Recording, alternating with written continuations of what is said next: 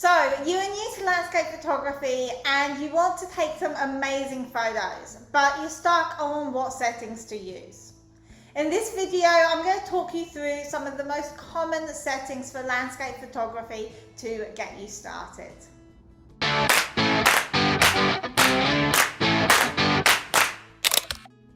Now, before I get into specific settings, I just want to let you know that the settings I am going to be giving in this video are just meant as a guide, and the correct settings for your specific photo could be very different to what I am talking about today. Photography is all about light, and light is constantly changing depending on the time of day, the weather, where you are, and even the angle of the camera. But that being said, there are still common settings for landscape photography which you can use as a starting point. So let's get started with them. Aperture is usually the first thing I set when shooting landscape photography, as this has control over the depth of field or how much of the photo is going to be in focus. Generally, with landscape photography, you want to have as much of the photo in focus as is possible. To achieve this, you want to be using a small aperture, f/16 or higher. I would actually say the higher the better with landscape photography. But the smaller your aperture, the less light that you are letting into your camera. So what is the ideal aperture for your photo will depend on the amount of available light you have and the two other corners of the exposure triangle, which we're about to talk about. Shutter speed can really vary in landscape photography.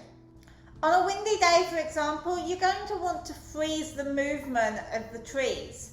To do this, you're going to need a fast shutter speed of 1/200 or faster, depending on how windy it is.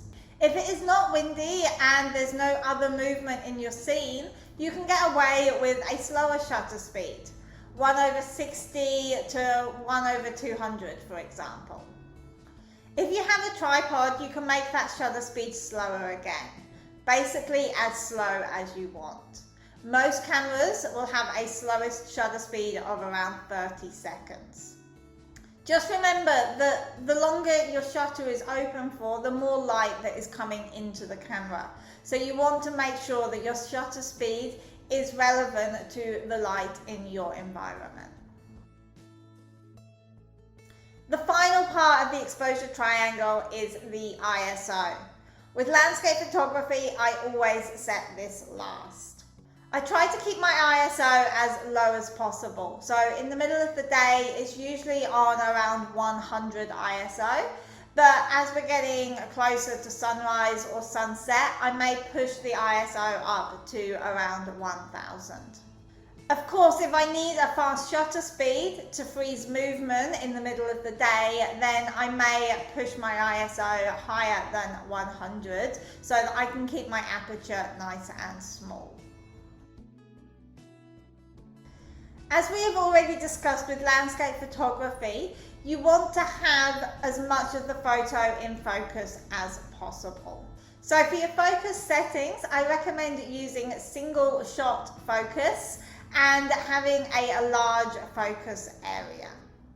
To get the whole scene in focus, you want to be putting your focus point on something that is about 1/3 of the way up the image.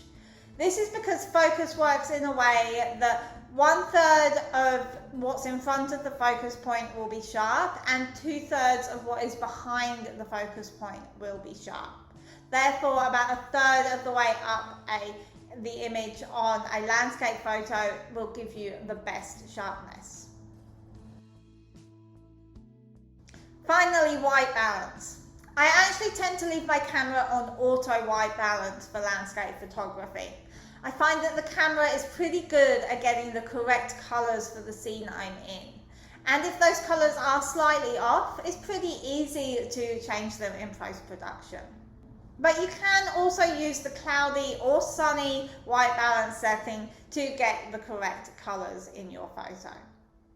If you want to learn more about any of these settings, please do let me know in the comments and I will reach out to you with a bit more information.